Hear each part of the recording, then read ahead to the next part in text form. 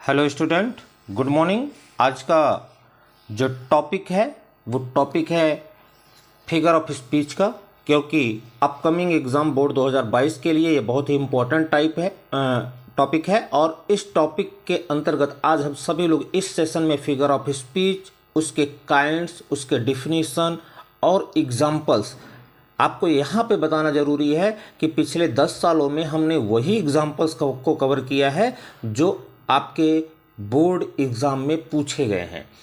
तो जितने लोग भी आज के इस सेशन से जुड़ रहे हैं उन सभी लोगों का इंग्लिश बाय अतुल सर पर स्वागत है।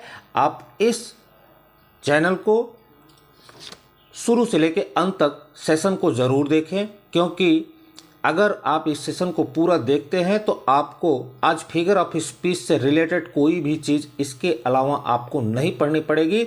यदि आपको सेशन अच्छा लगता है तो सेशन को लाइक करना और शेयर करना और सेशन को सब्सक्राइब करना कतई न भूलें। साथ में आप बेल आइकन प्रेस करना भी न भूलें, क्योंकि आपको सही टाइम पर आपको नोटिफिकेशन मिलता रहे।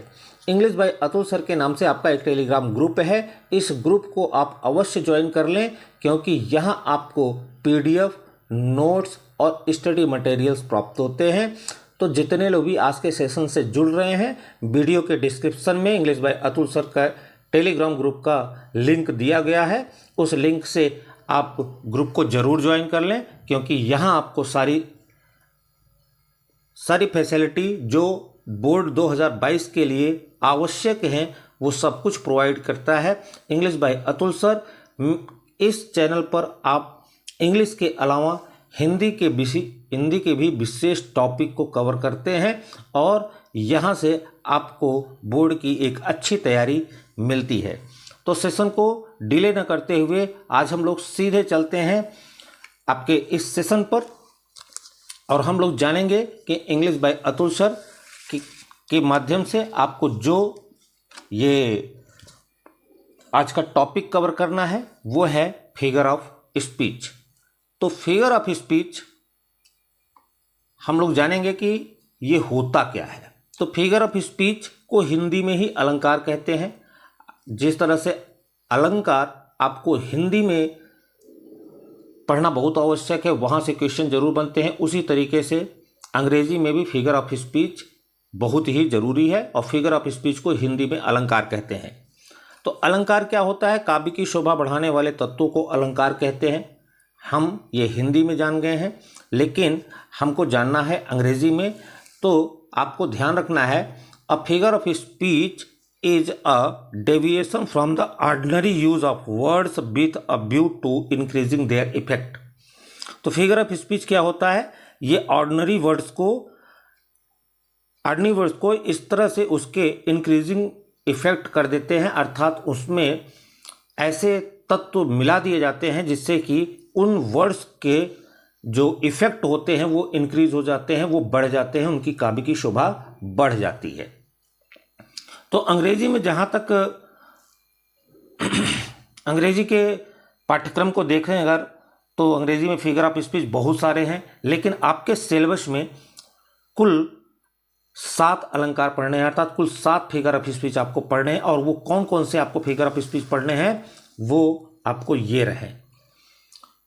आपको पढ़ना है सिमली अर्थात उपमा अलंकार, मेटाफर रूपक अलंकार, पर्सनिफिकेशन मानवीकरण अलंकार, अपोस्ट्रॉफी संबोधन अलंकार, ऑक्सीमोरन विरोधाभास अलंकार, हाइपरबोल अतिशयोक्ति अलंकार, ओनोमोटोपोइया ध्वनि सूचक अलंकार। तो सारे फिगर ऑफ स्पीच का नाम जानने के पश्चात अब हम लोग इसके डिफिनीशन की ओर चलते हैं। तो सबसे पहले हम जानेंगे सिमली उपमा अलंकार इसको बोलते हैं। सबसे पहले इसके डिफिनीशन को जान लेते हैं, उसके बाद इसके एग्जाम्पल को भी जानेंगे, एक एक चीज़ आपको कवर करेंगे। यदि आपको फिर भी कुछ भी डाउट होता है तो कमेंट बॉक्स में ज़रूर लिखें, मैं उस प्रॉब्लम को एज सुन एज पॉसिबल उसको सॉल्व करूँगा। तो डिफिनीशन क्या है? A simile is a comparison between two object of different kind। तो डिफरेंट काइंड के 2 ऑब्जेक्ट के बीच में कंपेरिजन होता है सिमली में।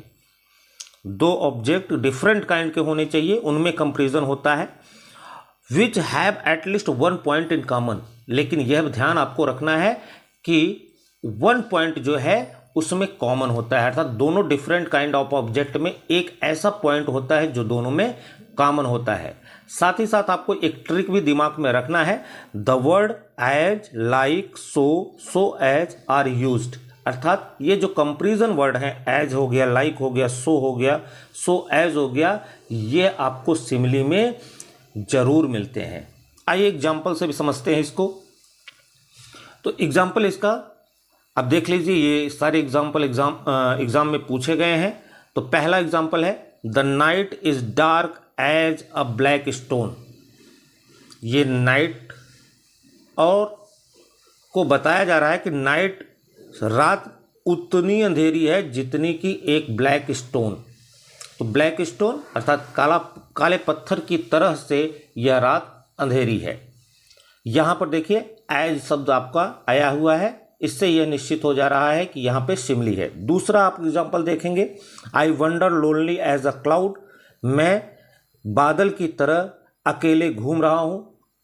तो यहाँ भी आप देख रहे हैं एज आया हुआ है, सिमिली। अगला देखिए, life is like a dream, life जो है वो ड्रीम को बताया जा रहा है, लेकिन उसमें कंपैरिजन वर्ड आपका लाइक जुड़ा हुआ है, सिमिली है, लाइफ और ड्रीम का कंपैरिजन है। अगला देखेंगे, it droppeth as the gentle rain from heaven, ये लाइन आपका मर्चेंट ऑफ वेनिस से लिया गया है। यह एक ड्रामा है रिटन बाय विलियम शेक्सपियर। उसमें एक नायिका है पोर्सिया। पोर्सिया वकील थी और वकील होने के नाते उन्होंने कोर्ट में यह मर्सी के लिए कहा था, अर्थात दया के लिए कहा था। इट जो है वो मर्सी और अर्थात दया के लिए आया है। तो it droppeth as the gentle rain from heaven, तो ये दया जो होती है वो गिरती है एज द जेंटल रेन, सुहानी वर्षा की तरह, फ्रॉम हेवन, जैसे कि फ्रॉम हेवन अर्थात स्वर्ग से जैसे सुहानी वर्षा गिरती है, उसी तरह से इट अर्थात मर्सी, दया भी ऊपर से नीचे की ओर गिरकर सुखद स्थिति प्रदान करती है। यहाँ भी आप देखेंगे एज आया हुआ है, निश्चित तौर पर सिमिली है। नेक्स्ट एग्जाम्पल आप देखेंगे, she is as fresh as dew, यहाँ नायिका को बताया जा रहा है कि वह उतनी ही तरोताजी है जितनी कि ड्यू, ओस की तरह से वह तरोताजी है। यहाँ भी आप देखेंगे एज आया हुआ है, तो यह भी सिमिली है। नेक्स्ट एग्जाम्पल देखेंगे, he is naughty like a monkey, he की तुलना मंकी से हो रही है और उसमें पॉइंट कॉमन क्या है, नॉटी जो है वो पॉइंट कॉमन है, दोनों में मिल रहा है। तो यहाँ पर लाइक शब्द आने की वजह से सिमिली है। तो पहले इस उपमा अलंकार को समझने के बाद अब हम लोग दूसरा फिगर ऑफ स्पीच जानेंगे। सिमिली जाने के पश्चात अब हम आज के फिगर ऑफ स्पीच में दूसरा जो काइंड इसका है मेटाफोर, उसको जानेंगे। तो मेटाफोर क्या होता है, in metaphor the things compared are treated as one and the same and the words of comparison as like so are not used. तो यहाँ आपको जानना जरूरी है कि मेटाफोर में भी थिंग्स कंपेयर्ड की जाती हैं, अर्थात वस्तुओं की तुलना होती है, और treated as one and the same, और इस तरह से व्यवहार की जाती है कि दोनों वस्तुएं एक ही हैं, and the words of comparison, लेकिन ध्यान आपको यहाँ पे देना है कि कंपैरिजन के जो वर्ड्स होते हैं जैसे एज हो गया, लाइक हो गया, सो हो गया, आर नॉट यूज्ड, इनमें प्रयोग नहीं होते हैं। तो सिमिली में कंपैरिजन वर्ड आपको मिलेंगे, लेकिन मेटाफोर में कंपैरिजन वर्ड आपको नहीं मिलेंगे। आइए इसके एग्जाम्पल को भी समझते हैं, और मैंने उन्हीं एग्जाम्पल्स को कवर किया है जो बोर्ड एग्जाम में पूछे गए हैं। जैसे पहला आपका एग्जाम्पल है life is dream, life is like dream होता तो सिमिली होता, यहाँ लाइफ को ड्रीम से तुलना की गई लेकिन कंपैरिजन वर्ड नहीं आया है, इसलिए मेटाफोर हो गया। The camel is the ship of desert, यहाँ कैमल और शिप की तुलना की जा रही है लेकिन कंपैरिजन वर्ड नहीं है, इसलिए यहाँ भी मेटाफोर है। Kalidas is the Shakespeare of India, Kalidas और शेक्सपियर की तुलना हो रही है, लेकिन कंपैरिजन वर्ड यहाँ नहीं है, इसलिए यहाँ भी metaphor. Life is not bed of roses, life की तुलना बेड ऑफ रोजेज से की जा रही है, फूलों की सैया से की जा रही है, लेकिन यहाँ आपको ध्यान में रखना है कि कंपैरिजन वर्ड नहीं है, इसलिए यहाँ भी मेटाफर है। फिर अगला है आई सी अ लिली ऑन दाई ब्रो, मैंने उसके भाव पर एक कुमुदनी का पुष्प देखा। यहाँ भी आपको कंपैरिजन वर्ड नहीं मिल रहा है, इसलिए यहाँ भी मेटाफर है। तो दूसरा पार्ट भी आपको, अर्थात दूसरा काइंड जो है फिगर ऑफ स्पीच का, वह क्लियर हो गया होगा। अब हम चलते हैं तीसरे, अर्थात पर्सनिफिकेशन। ये भी बहुत ही इम्पोर्टेंट आपका काइंड है, पर्सनिफिकेशन अर्थात मानवीकरण अलंकार। आइए जानते हैं इसमें क्या है।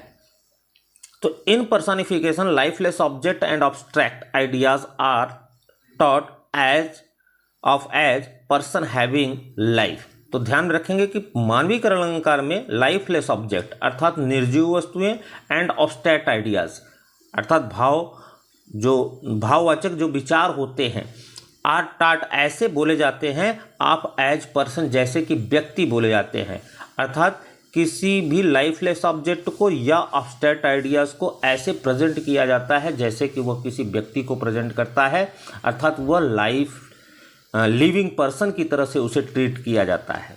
एग्जाम्पल में देखते हैं और उसको समझते हैं। तो आपका जो एग्जाम्पल है वह है पहला, opportunity knocks at the door but once. पहला ध्यान में रखेंगे, अपॉर्चुनिटी अवसर, नाक खटखटाता है, एट द डोर दरवाजे पर, बट वंस केवल एक बार।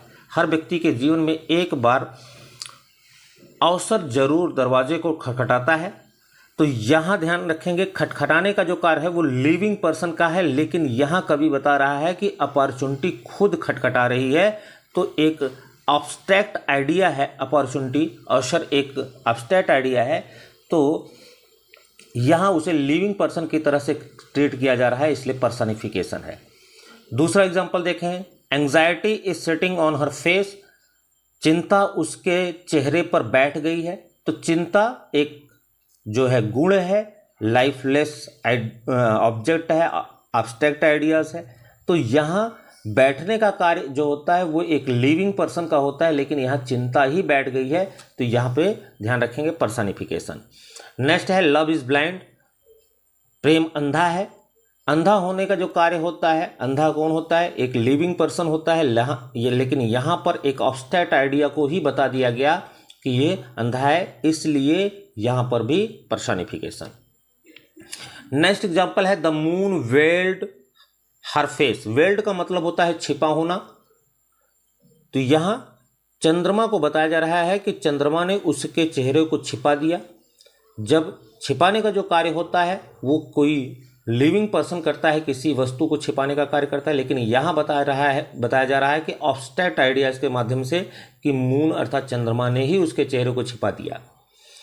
फिर आपका अगला एग्जाम्पल है बट पेशेंस टू प्रिवेंट, लेकिन मेरा धैर्य मुझे रोकता है।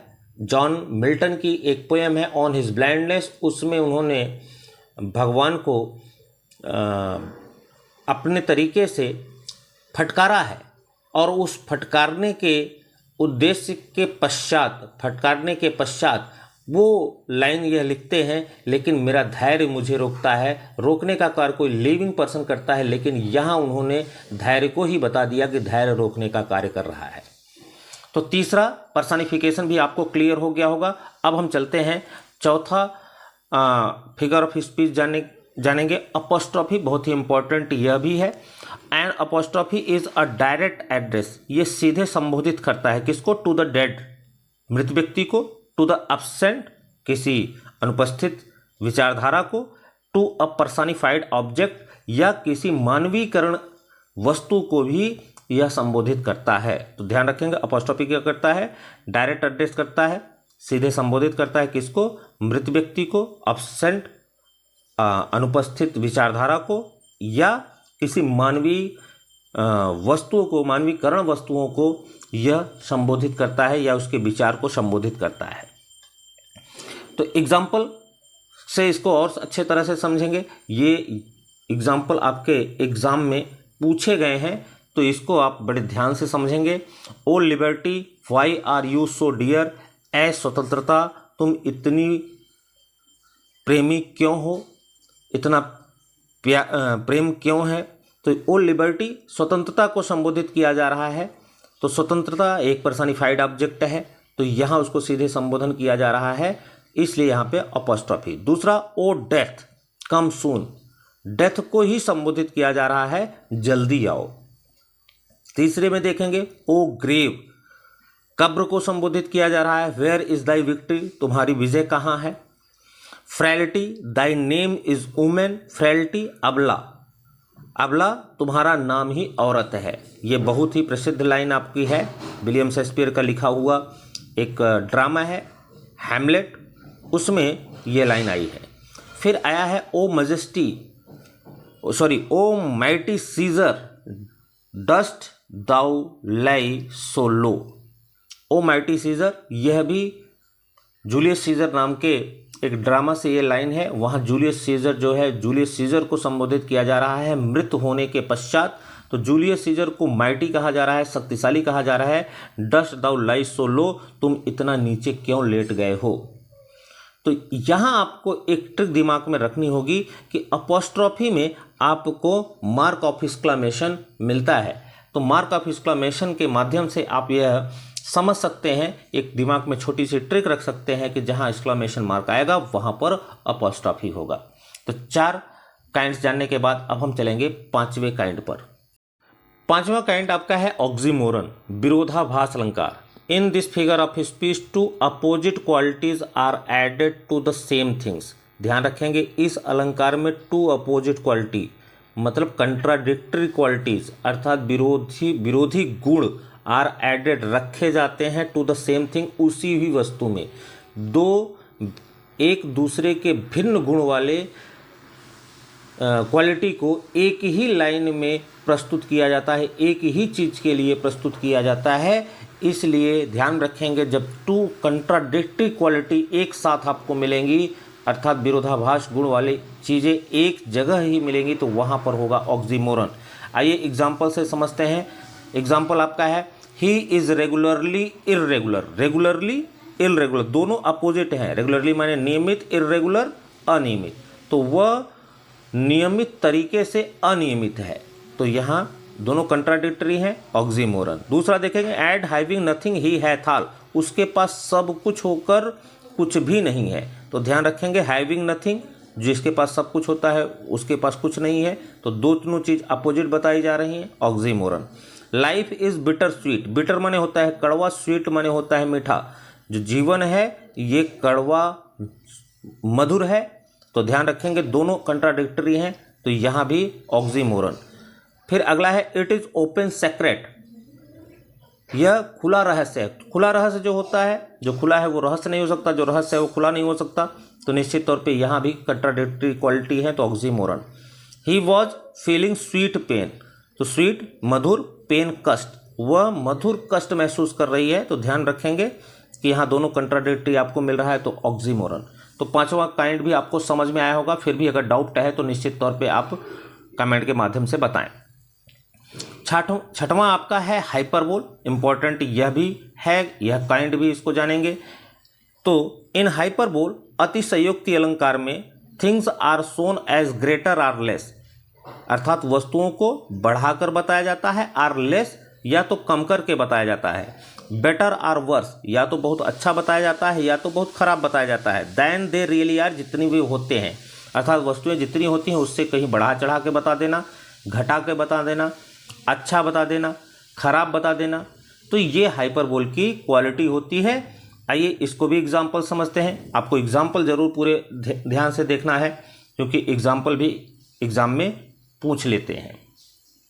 सी वेप्ट ओशन ऑफ टीयर्स, अर्थात नायिका इतनी रोई कि जैसे महासागर बह गया, तो ध्यान रखेंगे आंसुओं का महासागर बताया जा रहा है, निश्चित तौर पर बहुत बढ़ा चढ़ा बताया गया है, तो हाइपरबोल।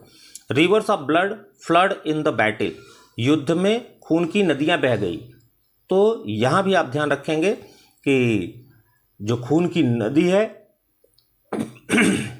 नदी है उसको बताया जा रहा है, खून की नदी बह गई है, तो निश्चित तौर पे यहाँ भी हाइपरबोल है, बढ़ा चढ़ा के बताया गया है।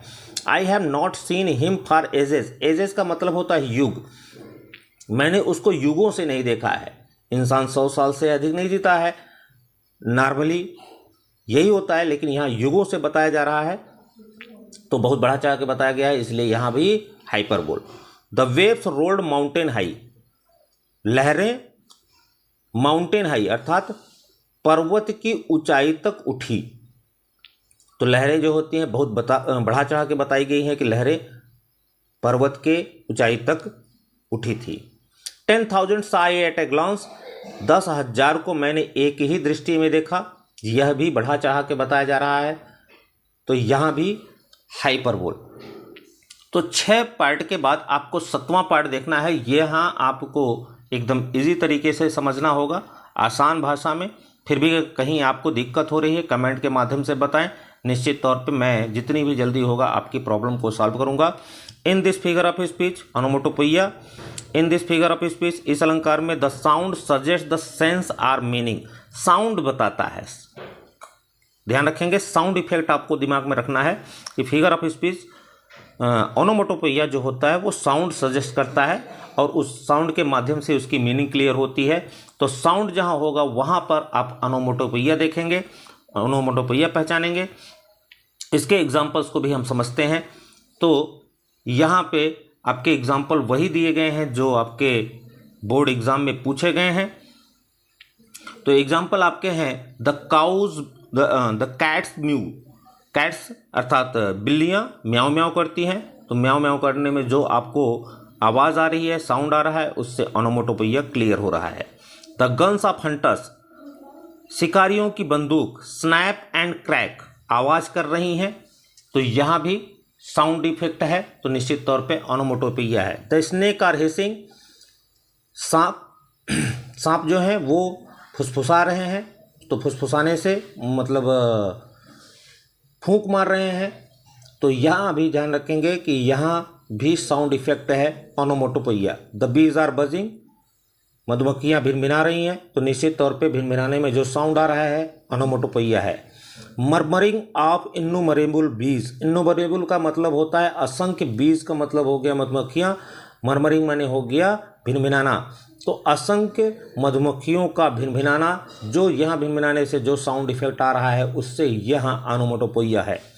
अगला देखेंगे द क्लाउड्स आर थंडरिंग, तो बादल गरज रहे हैं, तो गरजने से जो आपको आवाज़ आ रही है उससे यह क्लियर हो रहा है कि यहाँ भी ओनोमेटोपोइया है। तो ये आपके 7 फिगर ऑफ स्पीच है। मैंने बहुत ही आसान तरीके से इसे समझाने का प्रयास किया है। फिर भी आपको कहीं भी प्रोनाउंसिएशन में या स्पेलिंग में या आपको समझ में किसी पार्ट में नहीं आ रहा है, तो आप निश्चित तौर पे कमेंट के माध्यम से हमको सूचित कर सकते हैं और मैं उस प्रॉब्लम को जल्द से जल्द आपको सॉल्व करूंगा। इस सेशन का पीडीएफ ग्रुप में आपको जल्द से जल्द प्रोवाइड कर दिया जाएगा। फिर भी आप अगर कोई भी छात्र अगर किसी तरह से कोई असंतुष्ट है तो निश्चित तौर से कमेंट के माध्यम से वो सूचित कर सकता है। जो लोग आज के इस सेशन में नए हैं, सेशन को लाइक, शेयर और सब्सक्राइब करना न भूलें। धन्यवाद।